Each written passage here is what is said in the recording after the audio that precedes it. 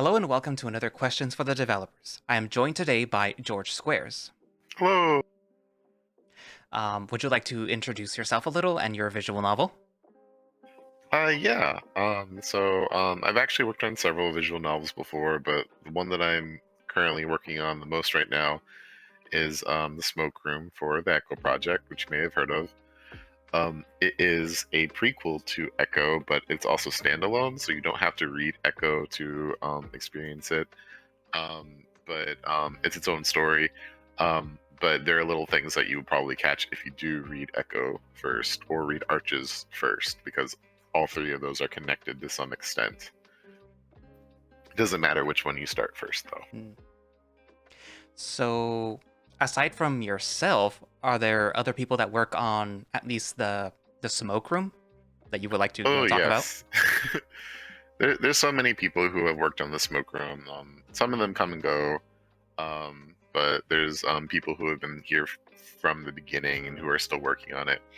I think the person in Echo Project who we don't talk about enough and or appreciate enough is Liam Cardamon, because not only does he help with code, but he also does so many beautiful background works, and he's been here since the beginning, and he helps on pretty much every single Echo, almost every single Echo project, um, property, or IP, and he's just been really, really nice and helpful, and is just a great person. Um, so I really, really appreciate Cardamon, especially just for everything that he's done and everything that he's stuck with. But like, I don't know, there's just lots of people who have done uh, very small but very important contributions to the Smoke Room. Like, there's Cody, who did the initial sprites for like the main cast, which looked great. Um, and then there's Stauf, who designed the Sam sprite entirely, and he looks great, and you can't really tell that it's a different artist, so he stuck to the style really, really, really well. Mhm. um and then there's Nine Clips, who like just does a ton of like support art and has added like different interesting characters along the way. And then of course there's Starfish, who's also been here since the beginning, with the Smoke Room, who has done the lovely animatic in the Cliff route, and he's working on other animatics for other routes. And he does lots of fan art. He has done like character concepts. He's done corrections. It's just been a lot of people who have helped. I also want to thank Orion, because he's been doing a lot of coding recently, and I really want to thank Horrorbuns as well, for just doing a ton of outfits and coding for the little summer special that we had. That was just so much than I expected. So honestly, like, I could talk about tons and tons of people who I want to thank, because I've just gotten so much help from different people who've been interested in the project. I've been really lucky in that regard. Mhm. So, how exactly did you come about writing the smoke room? Like, were you approached, or were you like, "Hey, I have this idea. Can I do it?" Or like, how Mhm. did it go? Well, I think a long time ago, Hallie was sort of teasing that they were working on like a project in the past, like a prequel to Echo, and I was someone who always like wanted to do a visual novel, but never really thought like I could do it, because I didn't think uh, I wasn't a game designer, I wasn't a coder. I was always like mystified as to how to get started on a visual novel. Like I had known about Ren'Py, and everyone said like, oh, Ren'Py's easy. You just go on the website, and then you go to the website, and it's like a Minotaur's maze. Uh, but yeah, no. I just approached Hallie, and I was like, "Hey, I see you're writing this prequel for Echo, and I really want to write for it. I've always wanted to write a visual novel. Like, I have a long experience writing different furry pieces of media. Like, I've gotten many things published in anthologies. I've written an entire book that I decided not to publish because I just wasn't happy with it. But I have written entire books before. I just had a lot of experience writing, and Hallie was just like, "Oh, I recognize you. Like, you were in these things that I read that you published, and you've talked to these writers that I read." And he was like, "Yeah, no, I definitely want to have you." And that's just kind of how it started. So I approached him on my own, and he said yes. So I mean, that was really cool, and that was really nice of him. That's kind of why, like, I owe a lot to Hallie for getting into game dev. Um, because I think there's a lot of walls to getting into game dev, like deceptively a lot of walls. Like, yeah, anyone can just make a game, but like it's a lot. It's very overwhelming if you don't have someone who can just guide you through like the basics and just give you a starting point. So that's why I like am super super grateful to Mm. Well, you kind of already answered if you had any formal coding training, but Hallie. obviously you had some at least formal writing training. I mean, you published and Yeah, stuff. That's like I.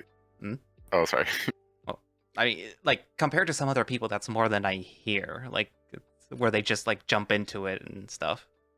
Yeah, I think I'm a weird case because like most people that I know, they have like extensive coding background, whereas I had none. Like I am not a coder. I'm learning as I go. My code is generally garbage. I'm not gonna deny that.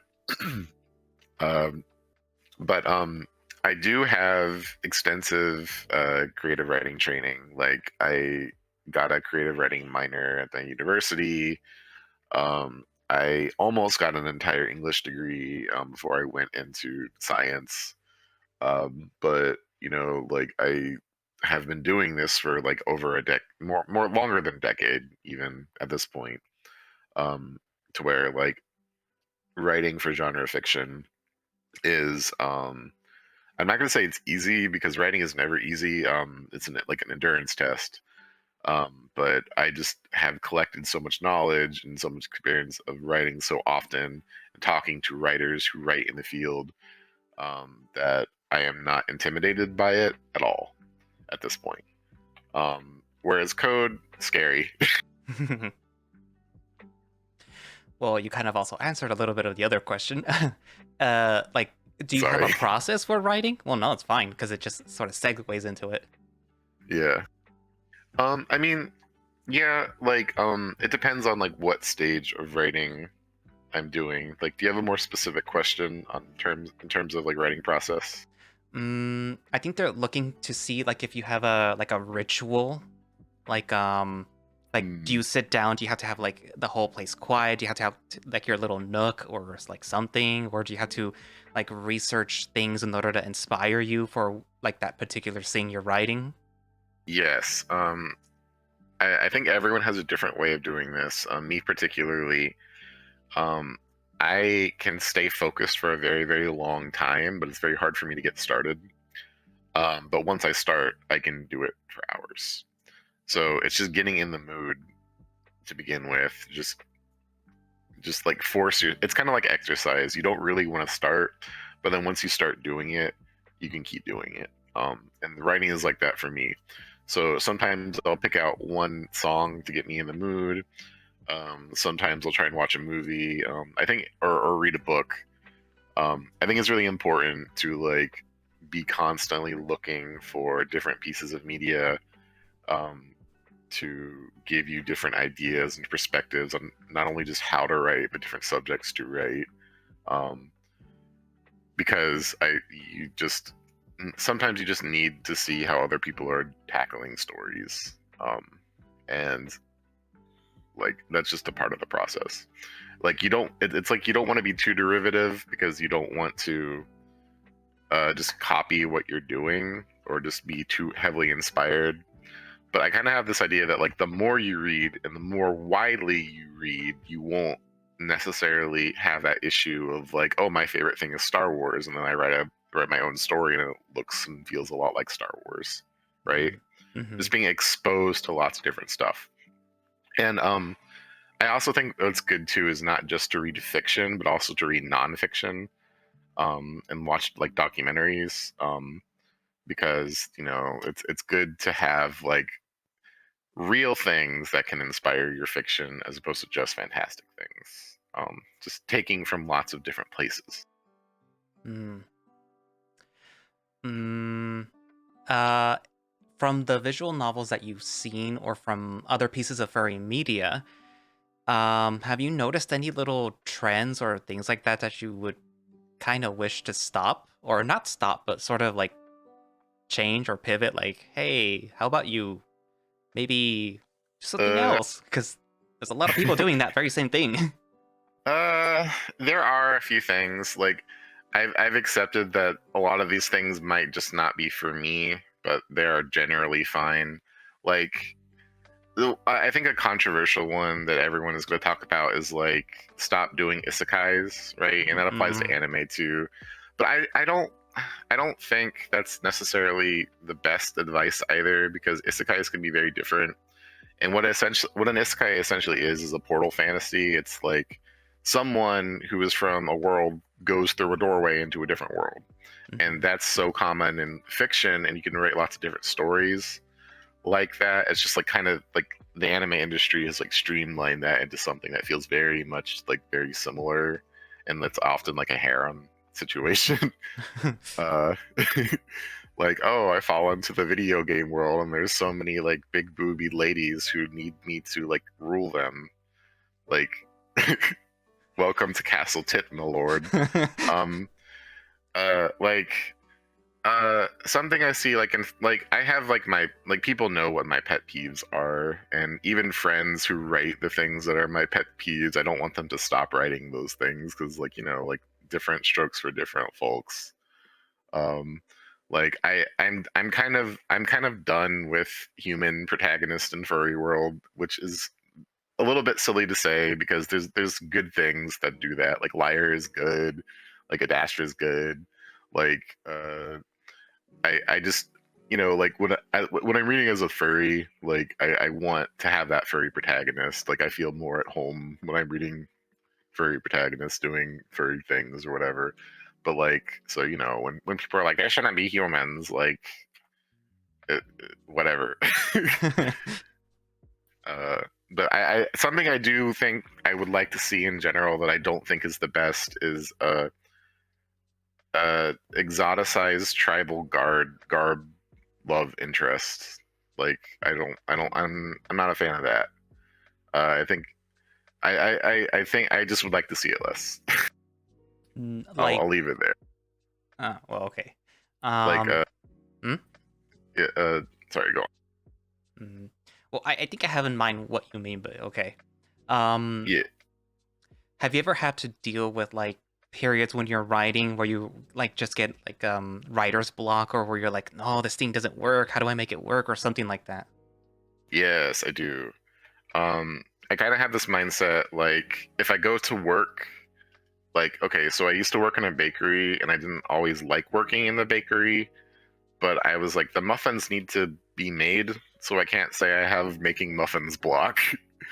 uh because I'm like, I need to make rent, so I need to do my job today.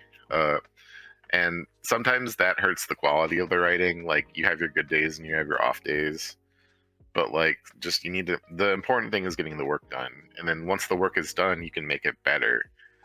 Just get something on a page. That's the mindset I have. Because like, yes, I could spend 10 years writing the most beautiful paragraph of fiction conceived to man, but I spent 10 years doing that, and humans don't live forever. Mm. Uh, so, you know, I kind of have the mentality of like, just do it and get it done, and then you can make it better.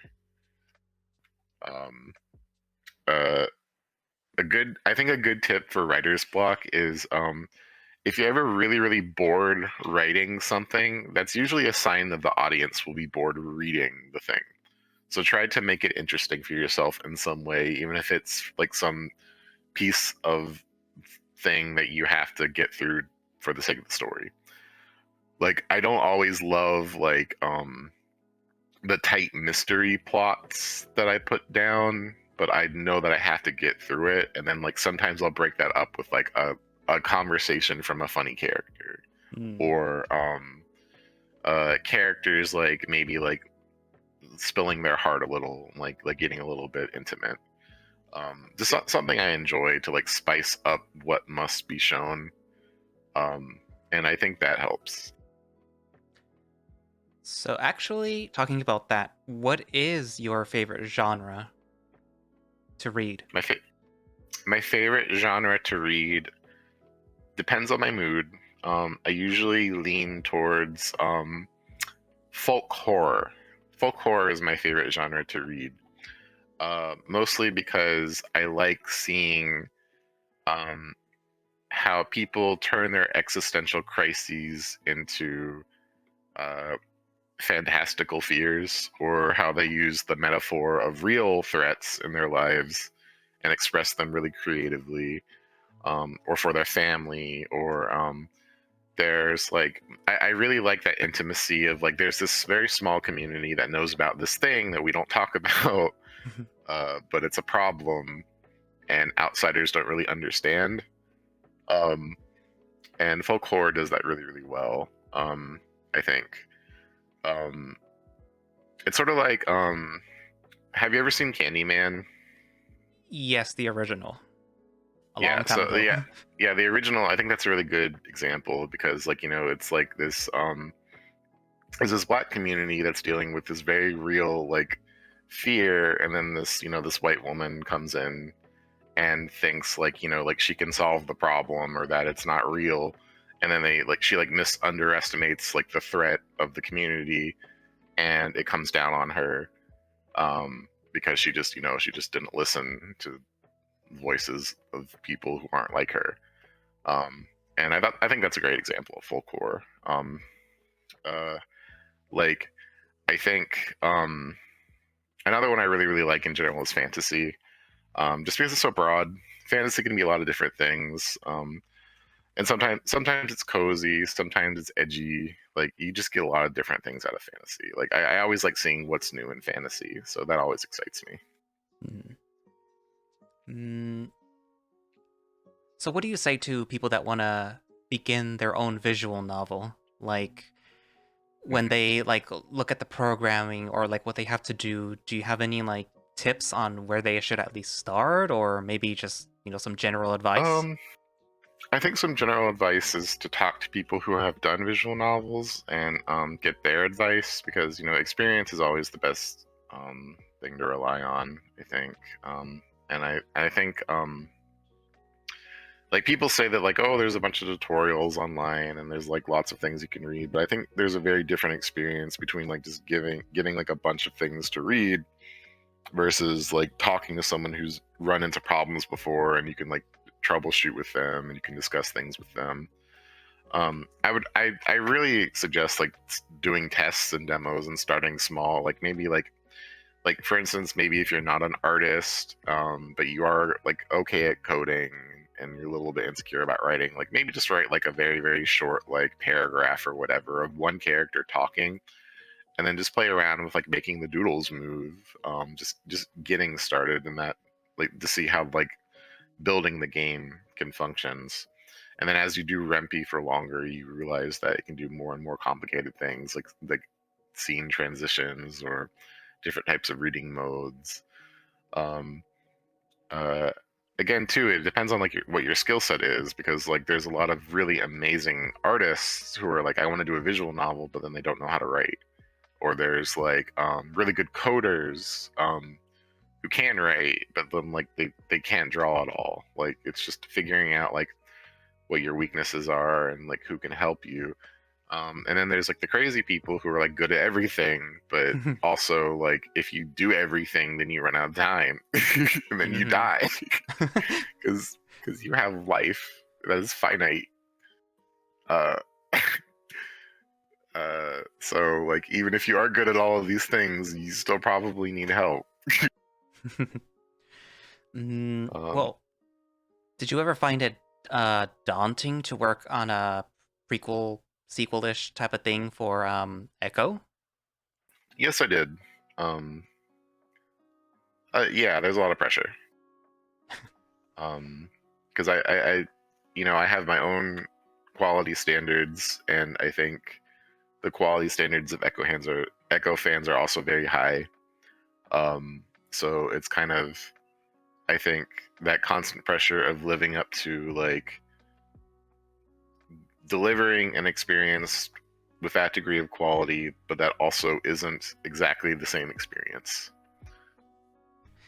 Um, so going back to the coding, were there ever times when, let's say you were writing a scene and in your head you had it like play out like a very specific way. So when you went to the coding portion and you went to whoever it is that's helping you, were there times where you're like, no, I wanted to go this way, but like they were like, well, how, or like, I don't know how to do that. Were there ever times where that happened? Um, like I think I've been pretty happy with code for the most part because I try not to be too picky because like when I think about reading a visual novel, I think part of the investment of a visual novel is like the reader gets to use their imagination to some extent. Um, so I think like I've never been that like picky about wanting something to change, but I have like before gotten backgrounds that I think didn't work and changed the backgrounds. But I mean that's just I think it's because like I care a lot about backgrounds, and backgrounds to me like have a person. They're like characters of their own, and they really contribute to the tone. So like picking the right background is pretty important for me. Hmm. On average, how long does it take to create an update for the smoke room, like from start to finish? It depends on the size, but usually writing like say like 12,000 words would probably take about like 2 weeks of writing with breaks. Um, I used to be a lot faster, where in one weekend I could knock out 12,000 words. But like for me, now I'm in the middle and like I have to pay a lot of attention to a lot of different things because the plot is getting very complicated very fast. Like it takes me a lot longer to write. It's like usually 2 weeks just to do the writing by itself. And then after the 2 weeks of writing, we'll usually spend like 3 to 4 days on coding alone. Um, and then like after that, like 1 or 2 days on polish. Um, and like this isn't like constant working. I'm not working uh, like 8 hours a day necessarily. I mean, sometimes I am. Sometimes I'm working overtime on a build because like the deadline is getting too close. But uh like that I think that's like the average like good healthy workflow, like 2 weeks of like writing and then those 4 days of coding and then like reviewing for 2 days like playtesting. Hmm. Actually, before I forget, one of the questions that I had was, are there like guidelines that you have to follow when writing, the smoke room that were like put in place by Howley, where it's like, okay, so you can write the story however you want, but you have to include this or you can't include that. You can reference this or something like that. Certain ones, yes, like uh I think like for me like when I started writing the smoke room, um I really wanted to have a firm grasp on like how a lot of the paranormal aspects worked, and I would talk to Hallie and be like, okay, well, how does this work? What is this? Blah blah blah. Um, and I kind of had to like set in stone myself what those parameters were, um, to make sure that there is consistency between the projects. So that a lot of that work I did myself. Like how do the monsters work? How does the hysteria work at this point? Like like like that's something I did and brought to the project. Um, but the guidelines that I got were very loose, in terms of like certain like it also depends on like who I'm writing for. Like certain characters, like the guidelines are like say specifically like for patron characters. Like one of the patron characters was like, okay, this is the deal of the character. They need to have this included in their backstory and who they are. Um, and those were parameters I had to follow.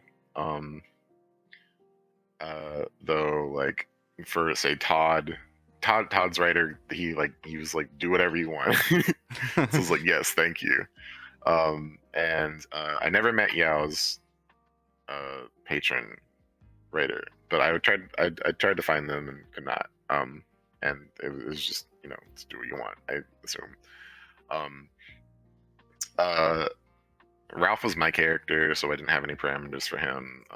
Jeb had a lot of parameters, but I think like they weren't like strict. They were just like, this is his backstory, this is what happened to him, this is what you need to know about him.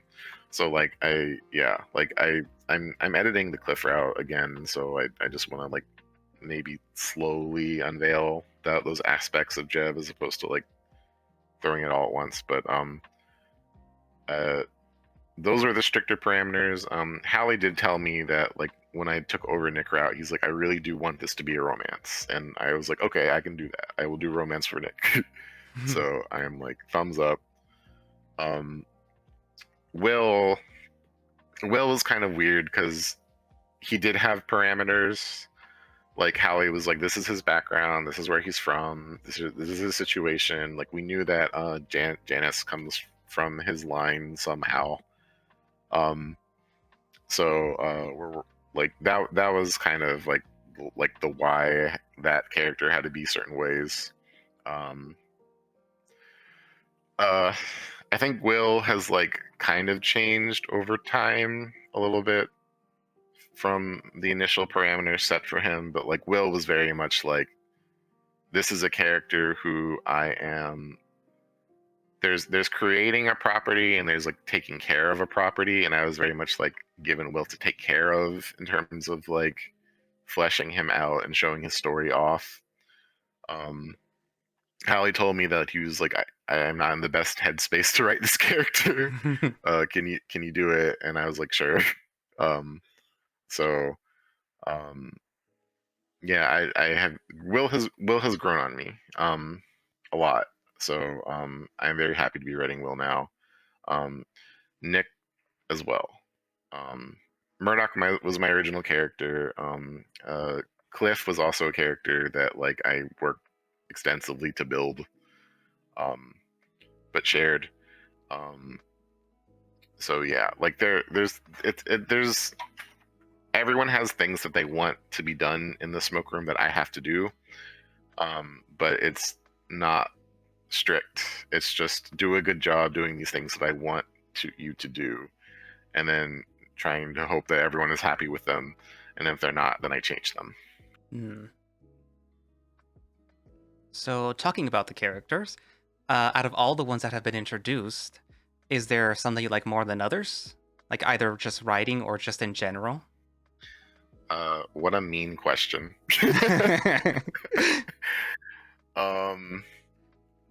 Well, this is gonna be blackmail. Um,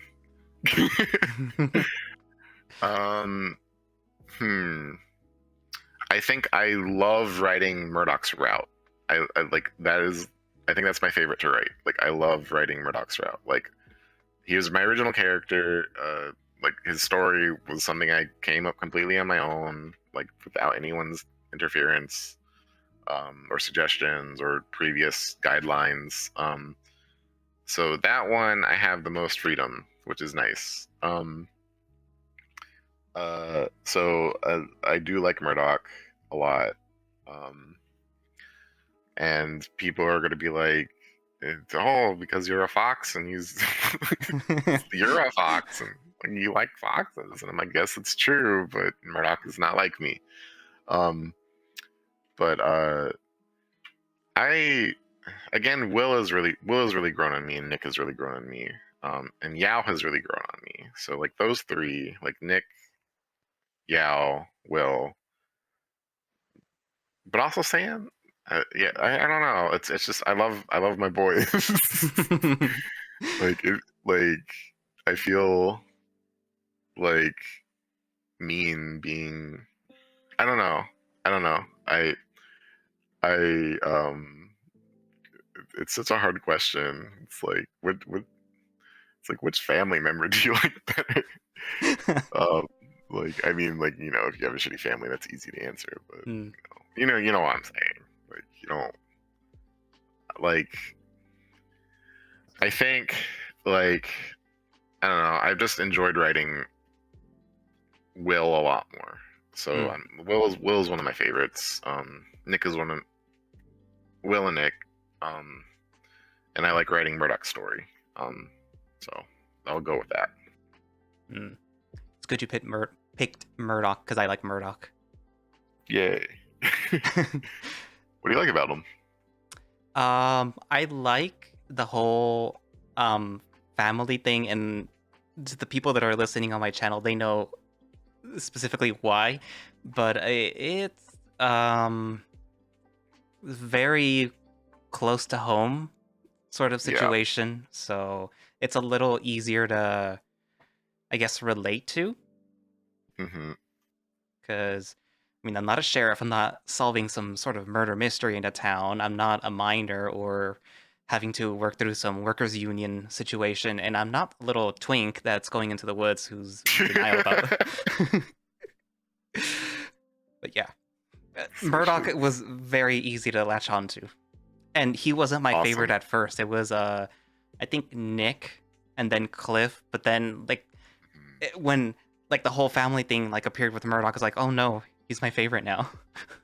Yeah, because I'm trying to put you on edge with Murdoch. Like, he's not. I'm not trying to give you someone to love at first. Like, can I trust this guy? He's kind of shady. Like, what's up? Like, and then you kind of get that initial reservation, and then you dive deeper into the story, and you peel the masks away, and you're like, oh fuck. uh, like, I think the reason why another reason why I like writing about Murdoch's family is that I think um, abuse is important to write about, and I think abuse doesn't have to be violent. Abuse doesn't have to be like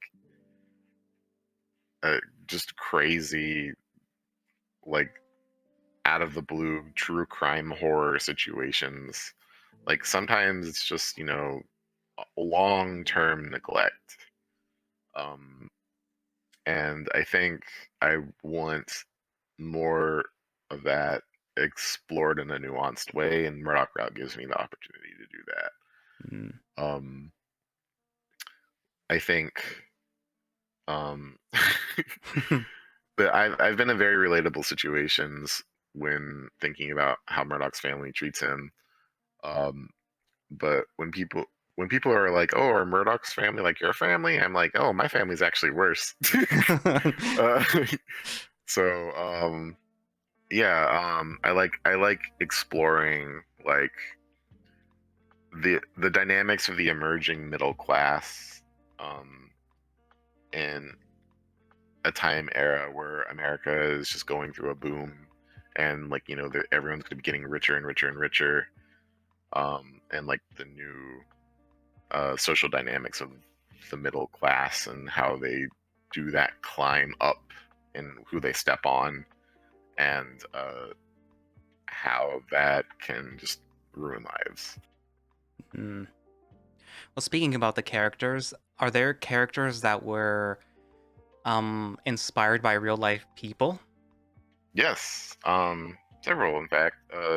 Like Madame Dora was based on a real brothel madam. Mm. I'm not gonna go into which one it was because like that might like lead to like some speculation about like where her story is going. But like, yeah, she was an awesome brothel madam. Brothel madams have a rich history in the West of like being sort of like a refuge and safe haven for women like society has disposed of or treated as unclean, and not only giving them a home but like glamorizing them and giving them a lot of financial fluidity and power in a era where they would have very little power, like they can't vote yet.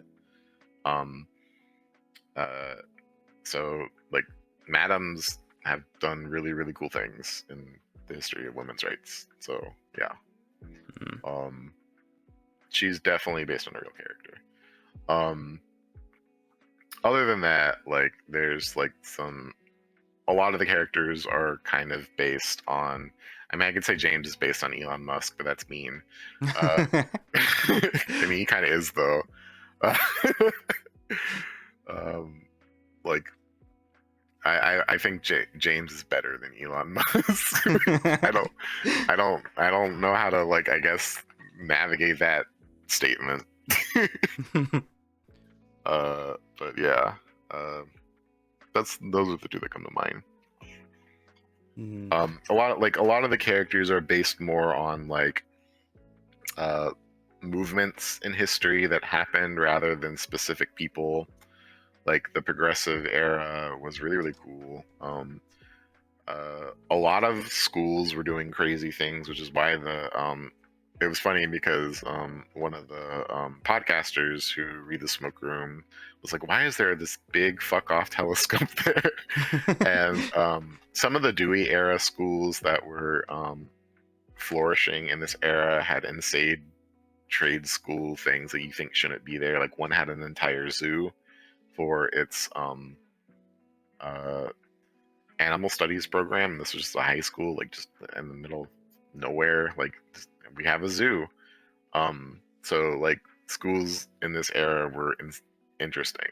Um, uh, you have like the miners union, even the the characters like the miners union like mention one of the real mining riots that occur in this era where just a bunch of like the National Guard just killed a ton of miners who were rebelling. Mm-hmm. Um, they sided with the landowners there. There's also like I mean, women's rights is also like very timely in this era because this is the political movement that is setting up for the suffragettes to um, get the right to vote. So like that is about to happen in a few years. Prohibition is like also becoming a thing. It's not as much a thing in the West than it is on the East Coast. Though there's still like influences of like alcohol makes the men evil, like kind of situation. I mean, and often like a lot of like prohibition movements arose out of the fact that like men would like get just drunk too much and then like beat their wives, and like that was a real problem. Mm. Like I mean, like you see that kind of come up with Huxley. um so like it's more like general trends of things that have happened and basing characters off of those general trends in history. Mm. Um, did you think when writing the smoke room initially that the story would be so well received? I don't know. um I was very nervous because there was a lot of mixed reviews at first because people who liked Echo um, from different time eras, like some people remember that Echo was initially released as like sort of a romance, like it was marketed as a romance initially before it just veered to into horror. Um, and like there's still like some vestigial structures of that, like in Leo Route and Carl Route. Like there's these little like reminders that this was once written sort of to be a romance. Um, and Hallie was like, I want to do a romance like I originally intended, so let's do that with this project. And I was like, okay. So I like horror and romance. And I was like, let's blend the genres. Um, so like there's yeah, I never knew how I never know how it's going to be received because there's a lot of people who have very strong ideas about like how like pornography should be displayed in media. Like if like some people are like, oh, this is something that I is only meant to jerk off to, and I don't need any story. And some people are like, well, if I'm invested in the story, I don't want to be bothered by sex. Um, so like they'll have very strong opinions about like what what pornography is allowed to be. Um, And the smoke room, I was like, okay, I kind of have this idea about a lot of people who get invested in these kind of erotic stories need to get emotionally invested in the characters and the plot before they can experience those feelings. Um, and that's kind of like my ethos to writing this type of erotica, and it's not going to change anytime soon. And I'm very, very happy that it has an audience. So um, I'm surprised that I guess it took off as well as it did, but I'm also uh, very grateful that it is doing well and can still go. Hmm. Have you ever thought about the future of the smoke room? Like how far, how long it's going to be? If there might be any like the smoke room spin-off stories or stuff like that? That would be really fun. Like I kind of want to keep doing these silly AUs that are like this is what the characters would do if they were in the modern world, like situations. Like I want to do a Ren Fair one. I want to do a Halloween one. Like I'm not doing that this year, but like Mm, eventually. Because I do want to make sure that I'm dedicating enough time to the actual story as opposed to just AU fun things. Um, but no, I mean like it just depends because uh I really do like writing for Echo Project, but rent is also getting very expensive, and I have to make sure that I'm managing my time well to be able to pay bills. Um, so I will keep doing it as long as I can, and I think I should be fine. It's just how much I am paid and how much I can do uh, limits like what I can produce. But mm, I would write for the smoke room for a very, very long time. I would love to do spin-offs. I would love to do whatever. Hallie has once like mentioned that he thought it would be cool to do an Echoverse a story based in Australia. And like it's called the Southlands and Echoverse, but like like Ralph has family in Australia, so like if I ever like did something like that, or if we ever like tried to do something like that, uh, I think that would be cool. But mm. it's kind of up in there. Like I'm working on multiple projects. I'm also working on future projects as I work in the smoke room. Um, I am, I am human. So yeah, I work a lot. It's very exhausting, but it's very worth it. I will do it as long as I can. Mm. Are there plans to change certain things in the story? Well, not in the story, in the visual novel itself, like perhaps eventually change the sprites to animated sprites, how some people are doing, or it's like, nah, that's fine right now. Yeah. If we do that, I would want to finish the whole thing first because we did some we because we would have to recode the entire story, like, and we have so much tech debt that like it would take a long, long time.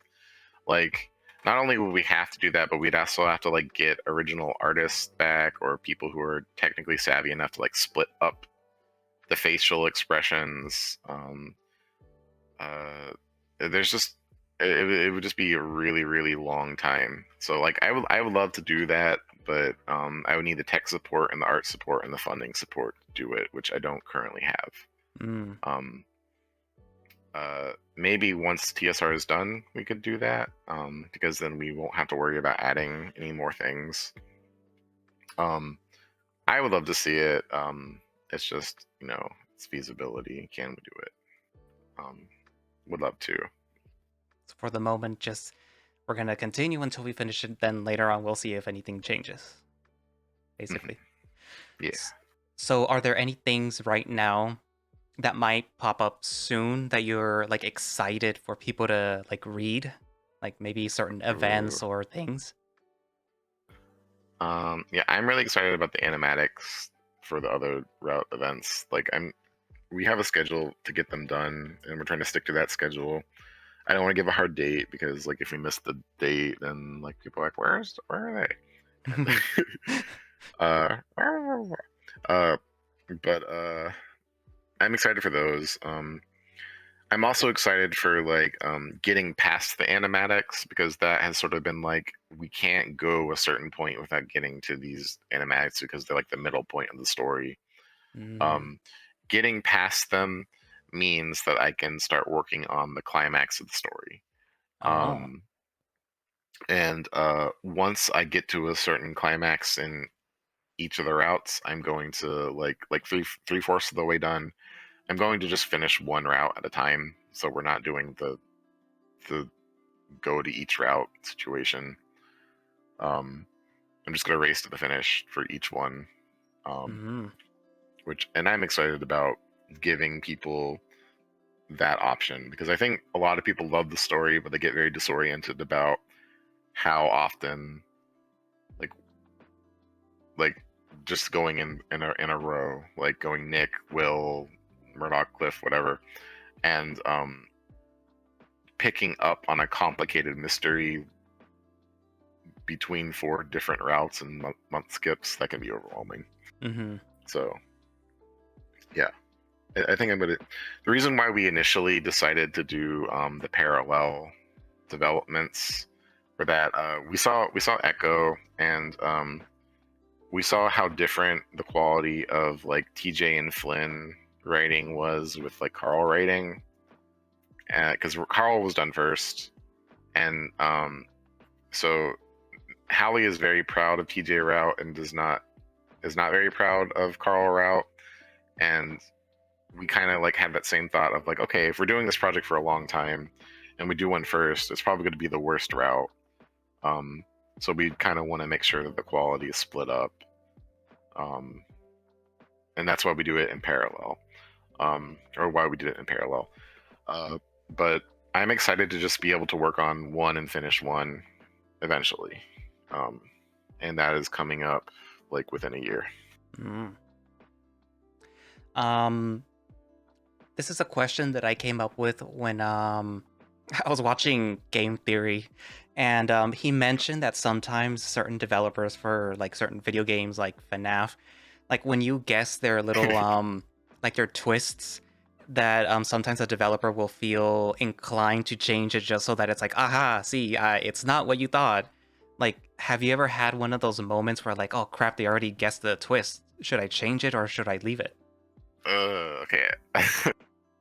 I so to me, if I write a twist and you have the literacy to pick it up and figure it out, I shouldn't cheat you by changing the twist. I think that's really bad practice. Um, so if you figure out the twist and you were paying attention and you put that together, congratulations, you figured it out. I'm not going to change it. Um, because I think that it's sort of like one of the biggest like problems of mysteries is like, if you introduce this diverse cast of characters and one of them is a murderer for sure, and then like at the very end of like three-fourths of the way, or like 6/8 of the way into the story, like a completely new character is revealed and like they're the killer, uh that's bad. uh don't do that. uh uh, Readers need to earn what writers have set up, through payoffs, and to cheat them from that payoff is not good practice. So I will never do that. Mm, good. um, aside from writing the visual novels, since you're doing other projects, is there other Mhm. things that you like to do in your spare time? Oh, yeah. I like to play games a lot. I mean, um, I like to build Legos a lot. I'm kind of obsessed with Legos. They're expensive, so I can't buy a lot, Hmm. but I get really into them. Um, uh, I like cooking and baking a lot. Like I'll watch a lot of like baking videos.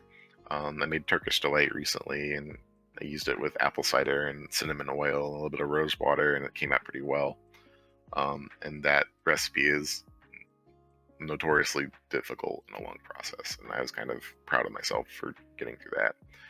Uh, Um, yeah, I really like social games like Jackbox, Party Pack, and Drawful is great, which is in Jackbox, Party Packs, I think. Or oh, Gartic Phone is amazing. It's like drawing with telephone. I love that game. Um, I used to like Among Us, but I I've played Among Us so much that like I saw real fights happen and real friendships end. I've seen real friendships end over Among Us, so I don't really want to play that game anymore. um, League of Legends is a bad game, but I play it sometimes. I play World of Warcraft still. Um, I want I'm excited about the new expansion coming out.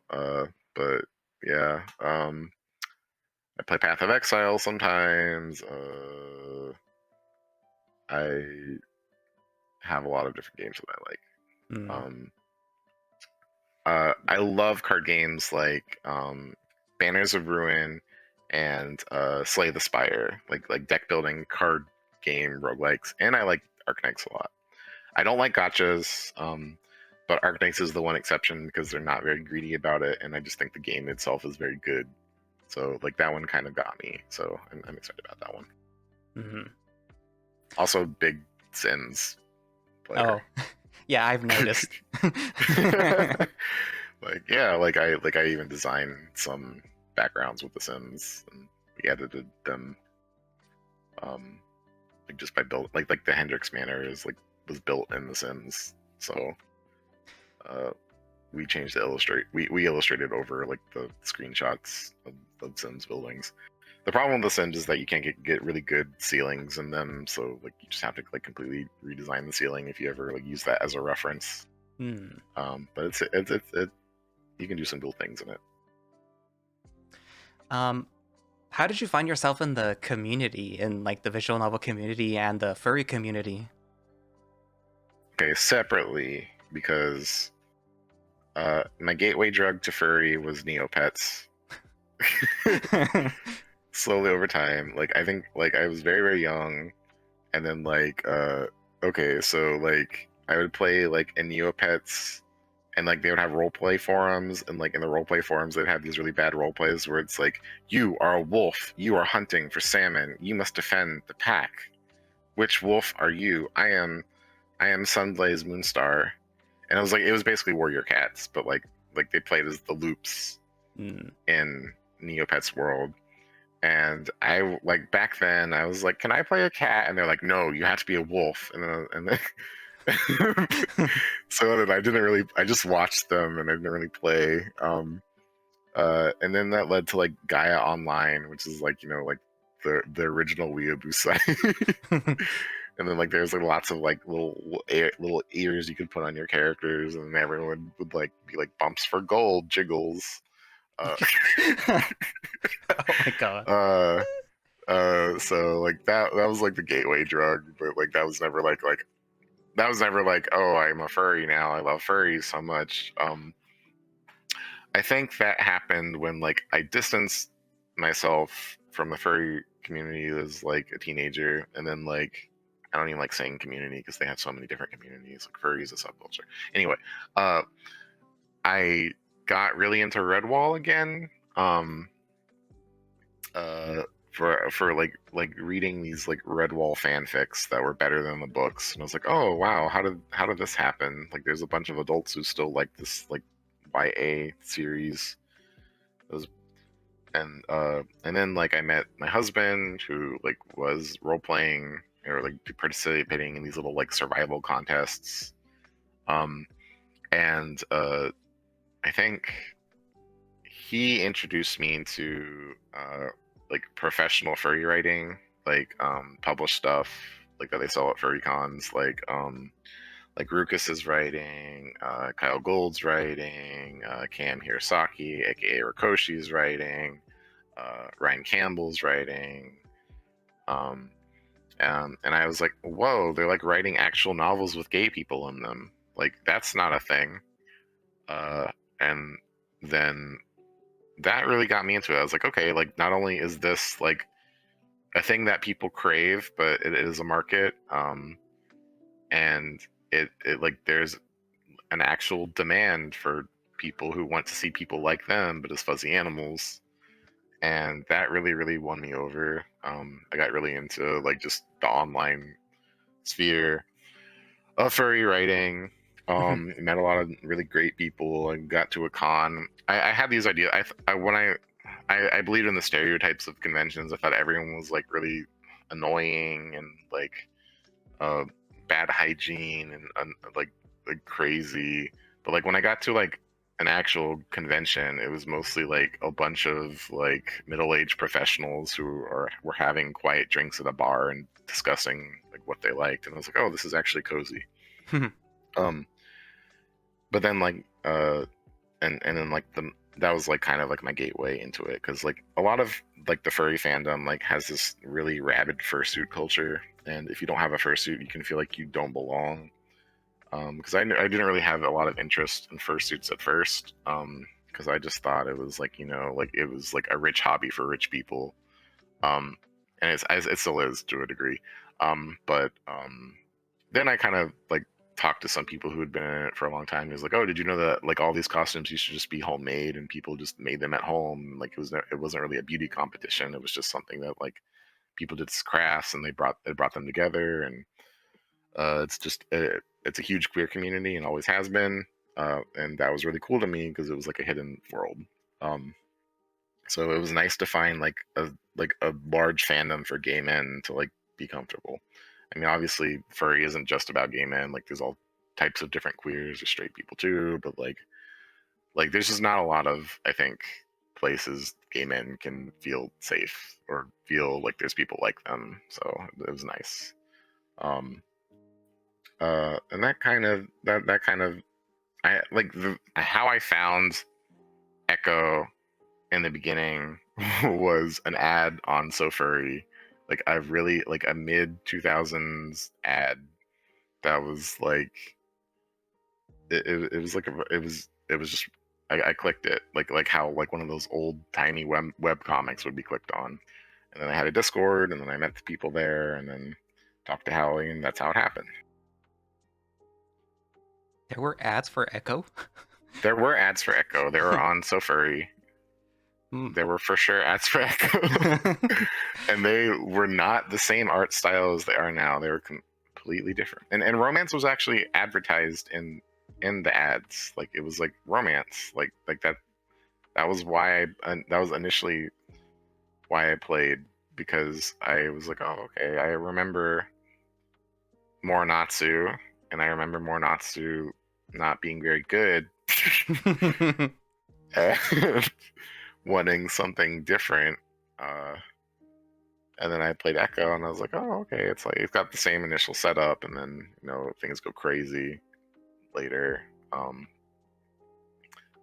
but yeah, it wasn't just horror at first, which is I think neat lore that people don't know about Echo. Like it was designed in some way to be more of like a romance than like a supernatural horror. But then after leading into horror, I think it kind of became its own unique thing.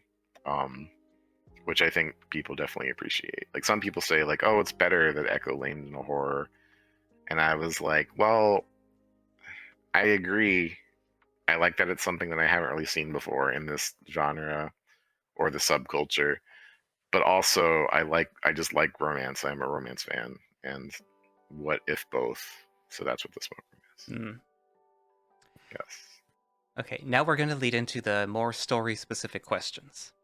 Okay. So, one of the first ones that people had was, has there been a scene that has made you or the team emotional? Ooh, yes. Well, the Murdoch reveal scene.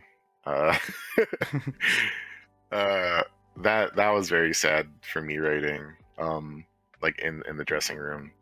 And Orion, who works on the code, he read me his like reading, and he was like sobbing. Like I listened to him cry, and he made me cry. I was like, oh, it's sad. Yeah, that one. Um, uh, the first Marcy scene was very emotional for me, and stressful, because and a lot of people were like, that wasn't so bad, and I'm like, yeah, because you don't know what I'm talking about. Which gets released, and people learn what that was about, to a more specific degree in the recent Will update, but that one was very stressful to write. Mm. That one took a lot out of me.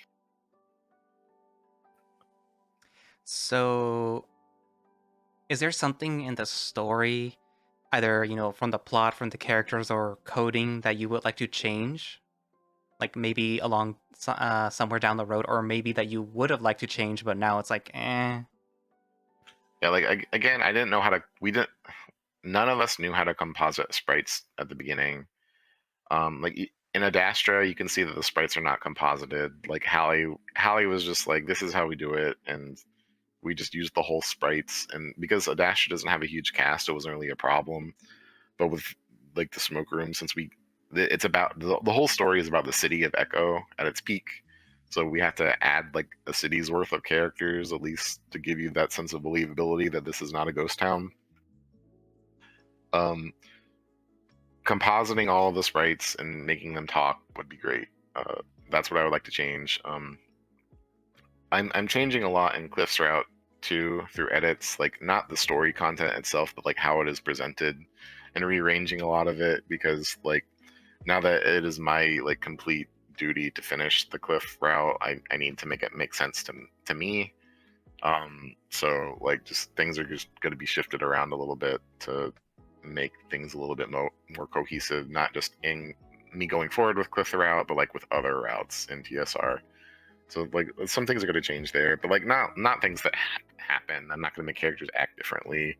I just want to like restructure. Mm. And so I'm going to be spending a lot of this month doing that. So talking about the characters again, was there a process that you or the team undertook to fully realize the characters, either while you were writing the stories, or before you guys actually started writing the smoke room, like to flesh them out? Mm-hmm. I think a good practice for just starting out with a character is giving them a need and a want. So a want is something that the character desires for themselves, that like they're like what drives them, what they're seeking out, and a need is something that they need to go through for their character arc. Like how are they going to grow as a character, and like are they going to like thrive as a character, or are they going to fail and crash as a character, like emotionally, like so. And then the need is tied to that. So figuring that out and then going from there, I think, is a good and helpful first step. Like, I can think of like other VNs that I like that I think really did a good job of establishing the need versus the wants. Like Dawn Tide already, like spoilers for Dawn Tide, I guess. Like its first build is out, but the main character Riley, he very much wants to reconnect with this guy that kind of like left his life, and like he's getting a chance to again. So he wants to reconnect with that lost love. Um, but is that what he needs though? We don't know yet. Maybe yes, maybe no. Probably he probably needs to see this character as a person rather as an object of desire. Um, and that was my impression from reading Dante. I thought that was really well done. Um, So like I think like that's a really good starting point for characters. Like what do they need versus what do they want, and how do those conflict? How do those harmonize? How does that drive the conflict of the story? That's a really good. The reason why this is a really good starting point is it's conflict and harmony that generates problems and solutions that drive the plot of your story often. Mm. And sometimes people's wants or people's needs conflict with one another. Like I'm trying to think of like a good example of something everyone knows. Like okay, like say like Avatar, like Prince Zuko, like wants to be valued by his family, but what he needs to do is like understand his own worth, um, in part, and which is kind of connected, because Iroh, like, his worth of Zuko is Zuko doing the right thing, and Iroh is family, so like that is kind of Zuko's need as well. But Zuko is also trying to approve get approval from his father and from Azula, which is in conflict with approval from Iroh. Like his need is split. Mm-hmm. Um, so what he needed to do is to find worth in doing the right thing for himself, um, and like the things that he wants will come from that, like respect from his friends, respect from his family. But I think that's a good example. Mm-hmm. While we do get little bits and pieces of each character as the story progressed, we'll be getting more backstory of the Fab Five. The Fab Five. Yeah, like because I don't like giving all of the backstory all at once in an info dump. I don't like being just like, here it all is. Like, I like sprinkling it and like revealing more. Like, you learn more about Sam in this recent Will update. You learn more about Todd. Um, so you're always gonna be constantly learning new things about the main five characters. Hmm. Yes. This is a question that they had that the viewers and I had actually about, is there a character that's considered like the canon partner of No, Sam? No. Hmm. no, there is not. Because the point is we want you to choose, um, and sometimes Sam can have multiple partners. Um, so it's not like one is the right one. Hmm. That's good to know. Um, since Echo, well, the smoke room version of Echo is sort of like a melting pot of different cultures. Do you have any help in making sure that they are portrayed accurately, or like, are you constantly doing research on the people that you're including, or like their cultures and stuff? Yeah, like I did a lot of primary research for like Navajo culture in particular because I wanted to get that right. Naseta are essentially Navajo, um, and a lot of their cultures, a lot of the influence of Naseta is just basically just Navajo culture. So I like all of the Avery scenes, like for his house, his family's house. Like I did a lot of research for that. I think also another thing people need to keep in mind too is that even though characters like are like from a different culture, they're still people. Um, and you don't necessarily want to use a character from a culture to like be like a magic school bus tour of like the culture, Mm, because that's also kind of disrespectful, and it kind of like is not really it's almost like voyeuristic, um and being careful about that too, mm, um which is why I'm still like I still look at some of the Avery like dialogue, and I'm like I want to make adjustments because I don't want it to veer into that, so I'm very careful with that. And like there's we have a huge Chinese fandom who is interested in TSR, so I can talk to them like about like things for Yao or things for Chang. Um, that helps me um, get that right.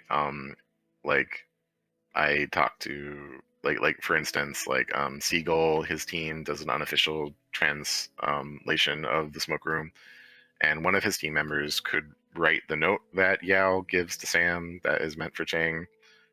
So that was really cool. I really want there to be not just a lot of characters of a culture in a game, but like writers and contributors and artists from different cultures contributing to the game. Because even though it is a very American game and it is set in a specific point of history for America in the West, I do want a lot of different feedback from different parts of the world about like how they see things and how um, like nuances exist in different cultures and different time periods, because those even in like same cultures, like the nuances change. Like even like us in America, we don't talk how the people in 1915 talk, right? uh so like Mm. like the good news is that to some extent it's fiction, and it is like there's things that are clearly like not based in reality, like there's not spider monsters in your life, I hope. um like like it is still fiction and it's still a mystery, and there's some suspension of disbelief that you can always extend if things aren't completely 100% correct, but I try to get as correct as I can with the research. like I thought it was very cool that paper plates and condoms both existed in 1915. Condoms have been around for a long, long time. Um, so, like, yeah, um, a combination of talking to people who are comfortable talking and contributing, and primary research, because there's just a lot of stuff to go and look at, like that you don't have to bother someone to understand. Like, there's like lots of videos like Navajo people have recorded, like where they're just talking about like things in their lifestyle that like they can tell you, that you can read or watch. And there's also multiple different sources. Like, try to get information from different sources, don't get one source in particular, because every person is going to have a biased perspective about their own experience as well. Like, so like two people's experience of the same culture is going to be a little bit different, right? Hmm. um Also keeping that in mind. Mm. Talking about the relationships that Sam has, you mentioned how he can be like in a poly relationship, and Mhm. did you write that in because it's something that was, oh, it's story relevant, or just because, you know what, I don't see that many poly relationships and I want to add that into this? Both. Um, because I think there's just a lot of like kind of soft history that gets lost of poly relationships, like especially out in the West, or especially like in military situations. Like so like the leather community like came from military history, like for men getting drafted in the war and having to live together, and then the war ending and then having nowhere else to go but to have each other. Like a lot of like queer relationships sprang from that, and like a lot of BDSM came from that queer military history. um like in the Wild West, where there just weren't a lot of women like being there, because it was like pre-colonization era. like um there were just a lot of men working there, like who didn't have like like bisexual and straight men who didn't really have like a whole lot of like exposure to just women being around. So like they would like give each other sexual pleasure, like they would like form communities, like they would have like the stag based in the smoke room. Like there's still like the there's just a lot of stag clubs that popped up where stag means male deer, and like it's just like a bunch of dudes like together dancing, and like and when and they would like perform strict gender roles, but like the men would do both of the roles, so like in a way that loosened the roles, and it's really, really complicated. um like in a lot of like classic dances, like there would be like, this is what the woman does, and this is what the man does, and then they would switch roles. Like two men would do those roles. Um and there would be like a lot of like just casual acceptance of homosexuality um in that gender segregated era. Not that gender segregation is good, but like that was just like kind of a consequence of gender segregation, like in the Mm. military and in the West. Um, so I think that that's interesting that that happened. Is all I'll say. Mhm.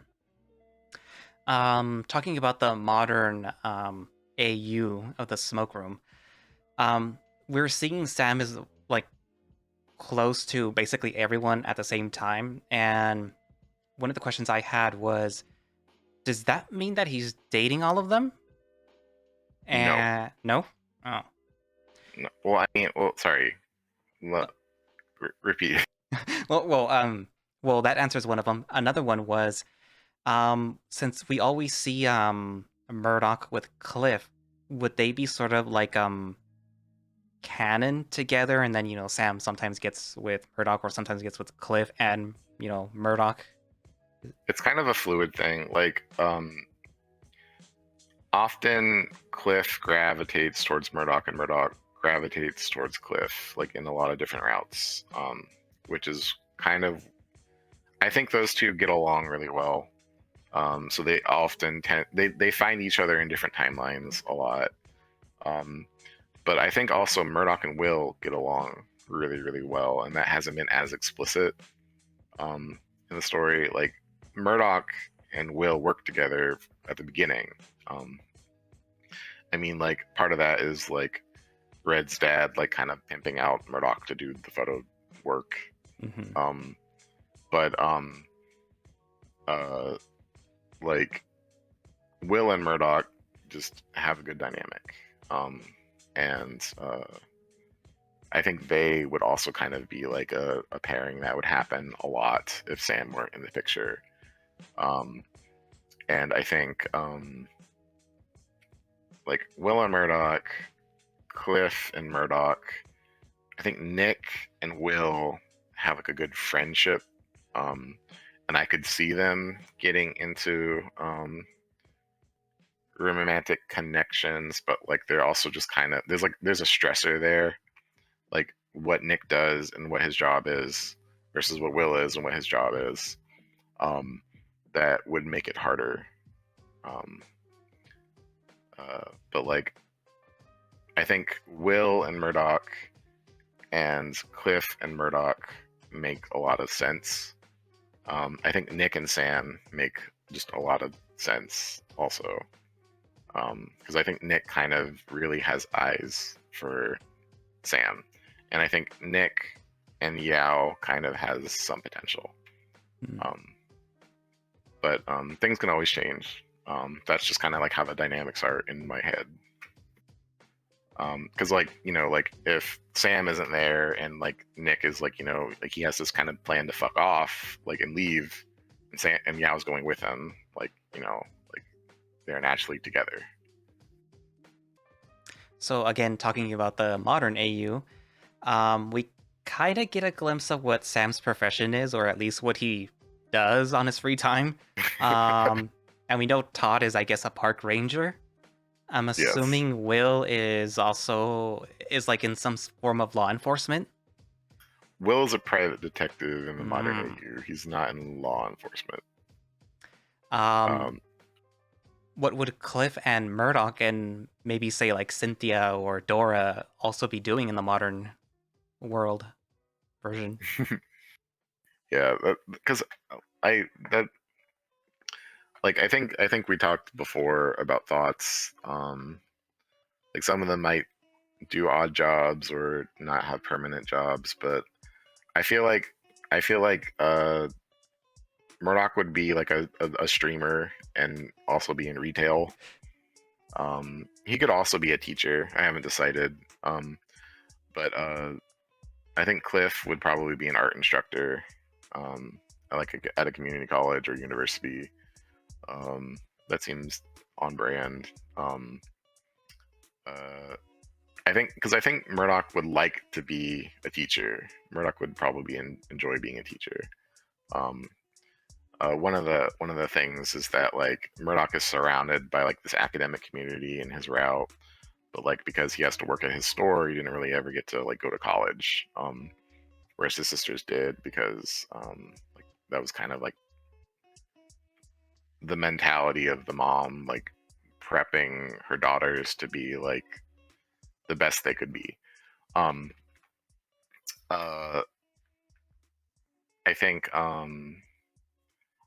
Dora's a good question. What would Dora be doing? Maybe like owning OnlyFans, Oh God, she like started the it. whole company, the CEO. I don't know. Um, but also like opera singer comes to mind, like professional performer. Like maybe like Dora could also be like a celebrity. because she's a celebrity in the smoke room era. Like she used to be like a world famous opera singer. Like so she's like famous. Um, let's see. And Cynthia.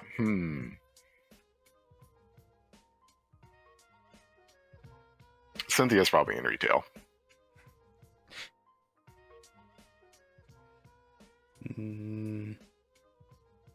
What would Yao be doing? Actually, what is he doing? Because he's mentioned in the story, but that. Well, where's the most recent Antifa rally?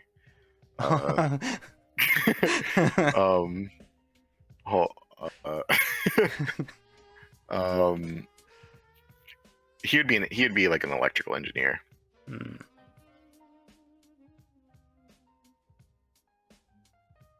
Who else? Who else pops into this? What would Mr. Hendricks, I guess, would be in the ice cream business still, unless the whole family went like a whole separate route.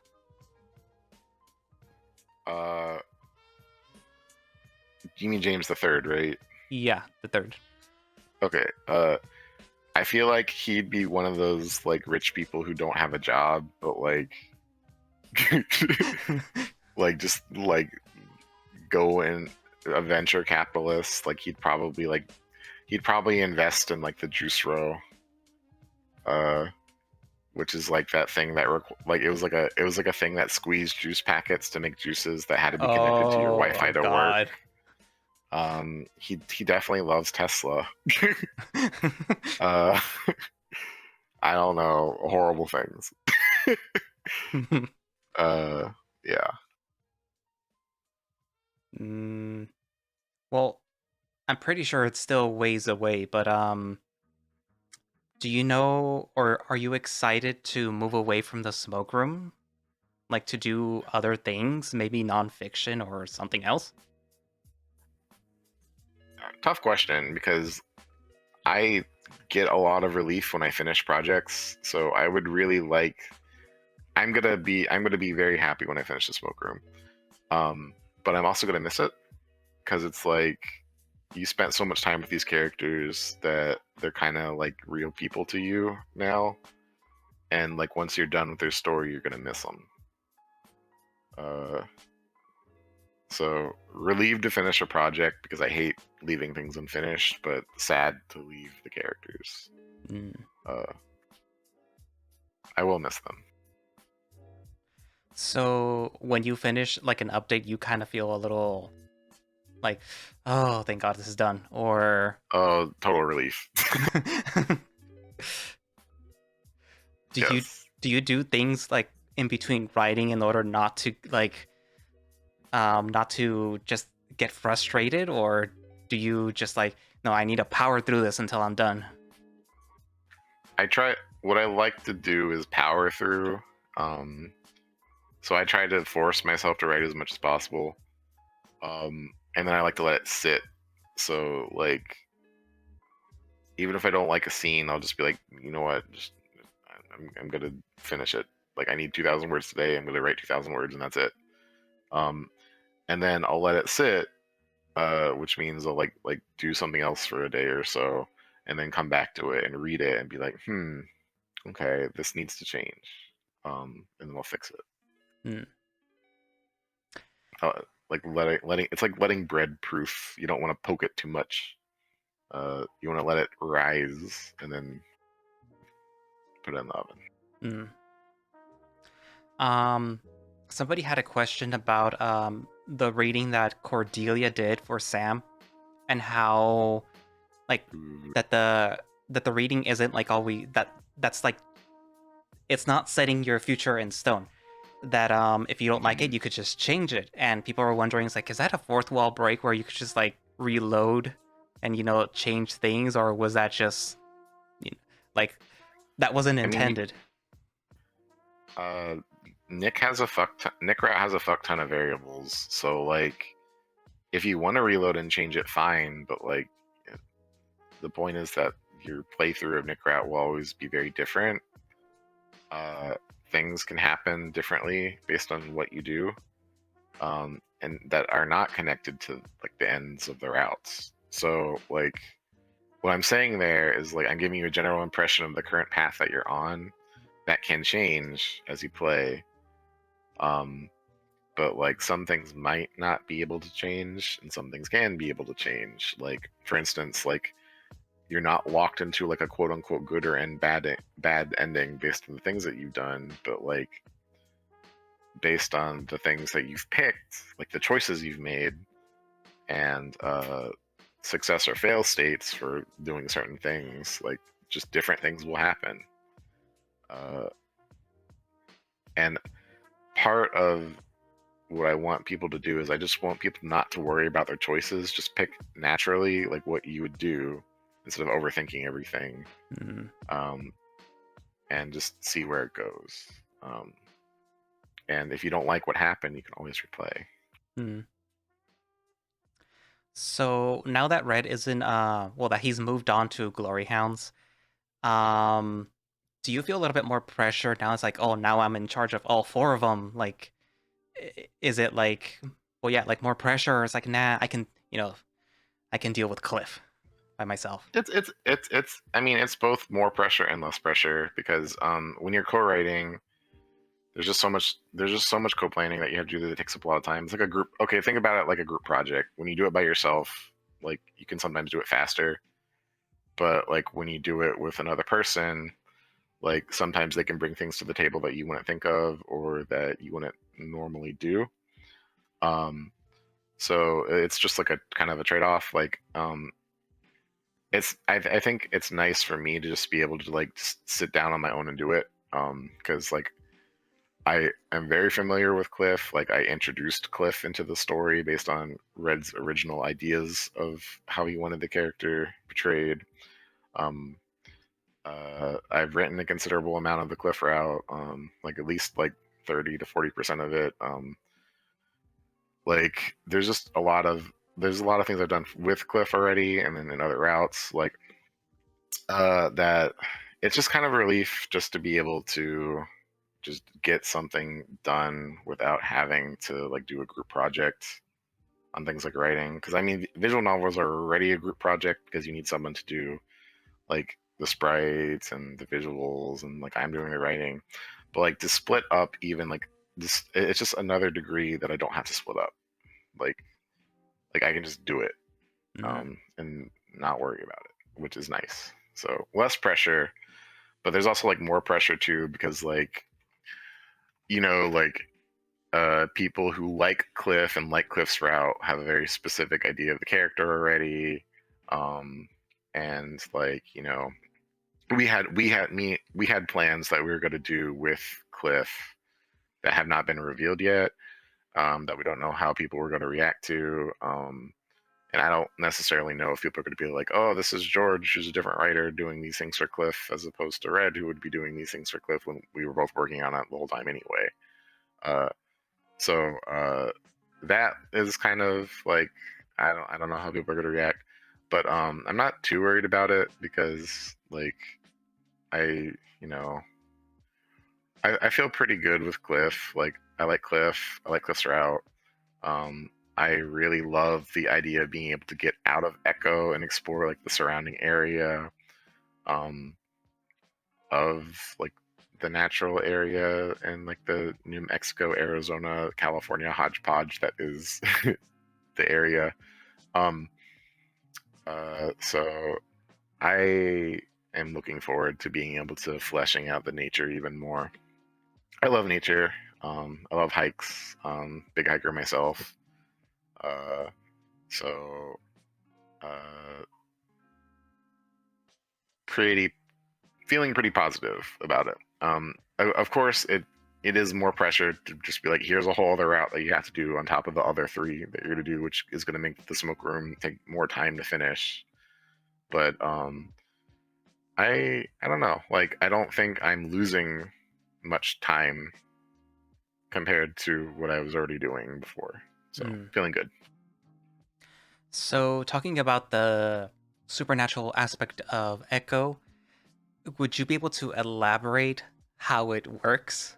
like how the hysteria works and like the monsters, because compared to Echo, the original story, we actually see like a lot more monsters than just, some, socket face dude. Hmm. Like the spider, for example. Like could you elaborate how you came up with the idea of the characters and how they function in the world of the smoke room? Hmm. Well, I mean, okay, I mean, I can just, I guess this is spoilers for Echo, but we already saw like, okay, so part of the Echoverse is that we don't want to over explain the supernatural elements because that can ruin the mystery for people who want to think about it, and also because um some things when you don't know about them are more exciting than if you do know about them. Like, I don't know if you ever read that story, The Monkey's Paw, but like one of the wishes for the monkey's paw was that they brought the woman in the story brought her son back from the dead, and you just hear him clawing on the door in a really horrific way, and the dad's like, "Don't you dare open that door!" And you never get to see the son, and the son is a lot more scary than if you had seen the son, you know. So we're trying to keep that in place to some degree, um, but like um, I'm trying to think about like how much I can explain I mean, without. if you can't, then that's fine. You could say like, you know what, that's Yeah, spoilers. I don't want to spoil it. yeah, yeah. I mean, because some of it is spoilers, but some of it is kind of already there in Echo for you to piece together. Like you can kind of a little bit figure it out already. Um, but I'm trying to think of something I can tell you that isn't a complete spoiler. I will say that you know for sure that like in Leo route, like a chase tulpa exists, Hmm. right? And there's things that are changed based on the emotional aspects of characters, right? Like Chase's like photo changes and some routes like based on his mood, right? Hmm. Like sometimes he's like in a picture with Leo kissing him, sometimes there's just a moody picture of him staring back at the viewer. And this is in a house that people have not been in for like 10 years or whatever. Um, or that's probably not the correct date. I don't know how long they've been, but it's been a long time that no one's been in that house. And clearly, like the picture is changing based on Chase's emotions.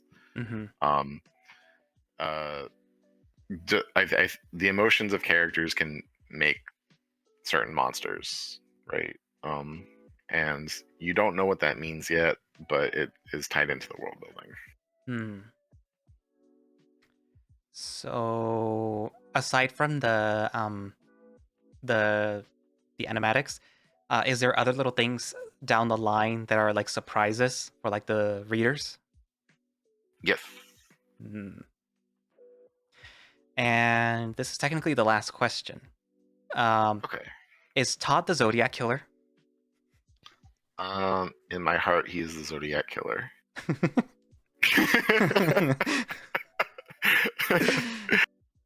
uh, that joke came around because like everyone kind of overthink. So some people underthink uh, TSR, and some people overthink it. And then like when you have like a big kind of dumb nice man like stroll in, we just thought it was funny that people are like, "What if this man is a murderer?"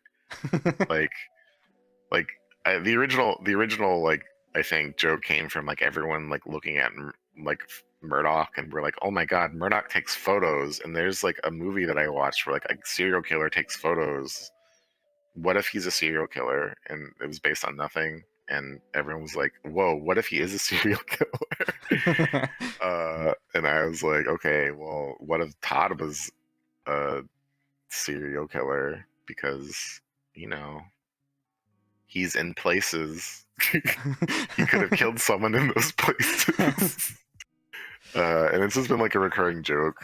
Um, but uh, I think it's good to be suspicious of Murdoch, but I wouldn't. I don't think it's great to be like looks at character. What if you were a serial killer? uh, I don't know. Do what you want. It's funny. uh, uh, Todd is not the Zodiac killer. uh, well, do you have any questions, like either for me or for like the people that are going to be watching this? What do you want to see more of? Just in general, like in terms like tone, uh, character interactions, events. Like they don't have to be big specific things, but like just like what is something that you already enjoy out of the smoke room that you just would like to get more of? Is kind of my question. Hmm. Personally, for me, I like the mystery aspect. I spoke with Jericho and Orion when we were doing the Remember the Flowers interview, where it's not that I'm turned off by the intimate scenes. It's just something that just like, okay, I'm just gonna like read through this real quick. Um, Hmm. but I do like the whole like more dramatic scenes, or not dramatic. I really really like the Murdoch scene, the one where they're in the changing room. That was like that actually did make me cry too, Oh, and I wouldn't be surprised if it made more people cry too. But like for me, that was like, oh crap, like I like that. That was one of the scenes that cemented my like for Murdoch. Where he was like, oh crap, he's getting too real. Oh no, I'm what's it called? I'm seeing myself in him way more now. But kidding. yeah, but I do like scenes like that. I did actually like the scene where Nick was basically like professing his love for Sam. Also, I really like that scene, and I understood, and I what's it called? I did like the scene with Will and Sam, the most recent one, where they're where they're getting it on. I did appreciate it for what he was trying to get across. And that Um, and that Nick scene, like something I was trying to convey to was like how much anxiety Nick has about the future, mhm. and kind of that idea of like how much time do we have left, uh, which is was emotional for me. But yeah, uh, continue what you were saying. No. With Cliff, I do like the fact that he is out of Echo, that he's exploring the area, which I really appreciated because I thought like, well, they're all gonna take place in the same place. How are they gonna differentiate, each route? And like as soon as he left, it's like, oh, are they gonna like force them back or whatever? It's like, oh no, they're actually gonna make it, and then they eventually made it to the reservation. So it's like I'm excited to see what happens there, and Awesome. yeah, I'm excited to learn more about the story, I guess is what I'm trying to say. But I do like Yeah. the more intimate moments where it's like a one-on-one with, your I guess chosen partner or whatever. Hmm. So I do appreciate those scenes too. Yeah, I'm kind of excited to like introduce more of the character scenes that you pick. Like, I definitely want more like one-on-one with Will, and definitely want more one-on-one with Nick. Um, uh, but I kind of what I enjoy about the smoke room is that I get to write these four different routes, and I want to make each one feel like they're a different book. But I also want to make all four of them feel like they're part of like a bigger one book. Um, like here's things that you didn't know in this route that change your reading of the other route. And then each of them doing that for one another, building upon each other is like sort of a synergizing narrative, despite them being four different, completely different stories. It's kind of how Echo did it, right? Like depending on how you read the routes, like in order, when you read Yeah, another route, it reveals something about a previous route where it's like, oh wait, Chase is actually kind of crazy, and then yeah, where previously you especially thought it was just Leo. especially in like TJ and Flynn route. I think those two did that Mm-hmm. together. I think Carl Rao was kind of like isolated. Leo Rao is kind of works well with the other ones too, but like I think that one too could just stand more as its own. Like the for me like it was definitely like that. It was really strongly going on in TJ and Flynn. Like like the actual experience of reading those two was Flynn would update a little and TJ would update a little, and we would read them in parallel, and like we would freak out about like which parts were revealed in each. So that was cool. Mm-hmm. I remember when I was reading, I think Flynn hadn't yet finished, or had he? I don't remember, but I was reading it with my friend at the time. Well, he's still my friend. Um, he's the one that introduced me to Echo, so I was like trying to get information from him because he had already finished even like the Jenna portion that was there. So he's like, maybe it's like just keep reading, you'll see. And like when you get to certain points in the story, like I had this idea where when they're in Flynn's house and he like falls asleep. I think he's like sleepwalking or something, but he sees like the reflection of I think Tulpa Chase, and he's like, "Wait, why is my goatee missing?" But it's obviously not him, but we don't know at the time. Mhm. And I think in my head when he wakes up and he gets a text from Leo saying, "I'm coming," in my head it's like, is he going to Flynn's house? But then like the more I think about it, it's like, wait a minute, was Tulpa Chase sexting with Leo, and Leo is basically saying, "I'm coming," because like he's getting off. and Yeah, and then when there's a lot of Chase is different like, wait a readings. minute, like what? And then Leo's like, wait, what do you mean what? And like he just like cuts off the conversation with him. It's like, I think they were sexting. And like certain little things Mhm. too, where in the Jenna route, you actually find out that Chase didn't actually cut off all communication with Leo. He kept like, texting him in those 3 years. Like, Chase, you little shit. You were leading Mhm. Leo on. It wasn't just all Leo. So it Yeah, as the yeah, story because I progresses, it like changed the way I was viewing the story too. yeah, and I remember that being. I don't know if that stayed in the general, because I think like that was added and removed, and then it might be there now. Um, but it's also interesting to like how different readings change over time with your access to new information. Um, and especially like retcons are kind of like a meta aspect of those changes, but retcons also are kind of interesting to know about too. Like, how is this character conceived originally, or was there even an original conception, or like is our idea of the original actually much closer to the current?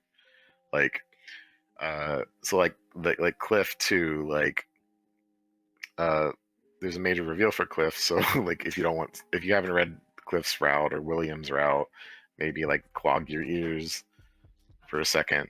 But like, like the kind of the reveal that he was working with James, like, um, like is Cliff like baby, or is he like actually like kind of an insidious character?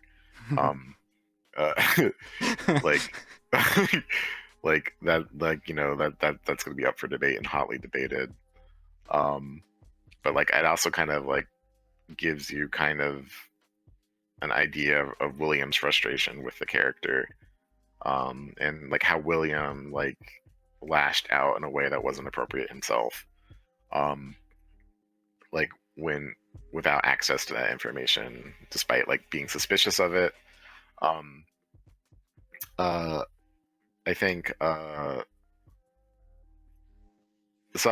one person kind of asked me to like, was Cliff always meant to be like a colonizer? Um, and like me and Red were like, yeah, like that was like he when we knew his job as an anthropologist, we knew that like the history of anthropology like in America and in European culture and like what it does to people. Um, we wanted that. We didn't want to glorify that. but also we don't want to. We didn't want to just like show you this person who's this irredeemable, awful person either. Mm. Like so we're being very careful with Cliff. Or I guess I am being very careful with Cliff because I'm not writing the route. But yeah, stuff like that, like knowing what was like kind of a part of the original plan versus like ideas of what wasn't part of the original plan can like give people really surprising reactions when they find them out. Mm. Mm. Well, is there any other little thing you would like to discuss? Hmm. I think I'm pretty good, unless you have anything that comes to mind. Mm. Is there any visual novels that you would like to suggest other people to read, Oh perhaps? yes, yes. Okay, I love this. I love visual novels. Daunting for sure. It's very early, but the first build is out. But the characters are beautiful. The music is beautiful. The story is really emotional so far. I really liked it. Um, it. I don't know if it's a drama yet or a slice of life or like it's gonna have supernatural elements or what, but the vibes are great. It is one of the best first releases of a project I've ever seen. So I highly recommend Daunting. Um, I love Shelter dearly. Shelter is the funniest visual novel I've read. It is extremely horny, Yeah, it is. uh, extremely funny, but also has good dramatic elements, and the characters are well written. Like it, Shelter is amazing. I don't know. It's very good. There's a lot of ones that I want to read that I have not gotten around to. Like I want to read Remember the Flowers, but I also kind of want to binge that one, which is why I'm waiting. Um, I kind of want because with linear, like with things with routes, I don't mind just trying them out. But linear ones, I want to binge because if there's one story, I'm just like I want to get it all done at once, which I was just like kind of a weird mindset to have. But that's just how I read stories. I don't Mm. know. Like there's I want to read Cleve when it comes out. I don't know what Cleve is about, but I just want more fantasy in general. I think I've already recommended Liar. I think Liar has really cute characters and backgrounds. Um, I um, I I'm gonna kick myself for forgetting one that I liked. Uh, um, and then not bringing it up, but I don't know. Like I just like reading in general. I love visual novels. Um, uh, I still need to read Umineko. I'm being pushed by multiple sources to read Umineko with a knife to my throat. Uh, but I I listened to some of the music of Umineko, and I was like, oh, this is why people love this because this music is so good. Um, and I've heard that the story is crazy as well, but in a good way. So excited for that. Um, I really want to read Dawn Chorus, which I've heard is excellent vibes. Violet Memoir. I like Violet Memoir, or at least I like the potential of what Violet Memoir will be. That's one I enjoy. Um, um, so I want to keep up with it. I just want to see more fantasy in general, Mm. and maybe I would like to see more horror that feels different than like the Echo small town kind of setup. Um, there's like there's I don't remember what the title is, but there's that Arctic horror Oh, visual novel. uh, I know which one you're Uh, talking about. I read it. Uh, that I heard that one's very early, mm-hmm. but I want to read that one. Um, so that looks interesting to me. You know what I'm talking about, though. Yeah, I know which one it is. I need to look it up. Like, What is it called? Where is the video? Where are you? Polar Night. It's called Polar There Night. you go, huh? There we go. I want to read Polar Night. Oh, Fueled by Insanity. I also like. Fueled by Insanity. Gonna recommend that one too. Mm. So yeah, quite a few. I think that's enough.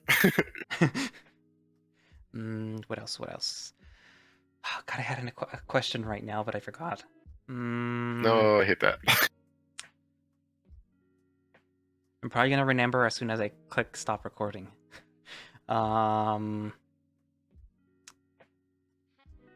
Oh my god. Okay, I remembered. I like Chemo Coliseum. I don't.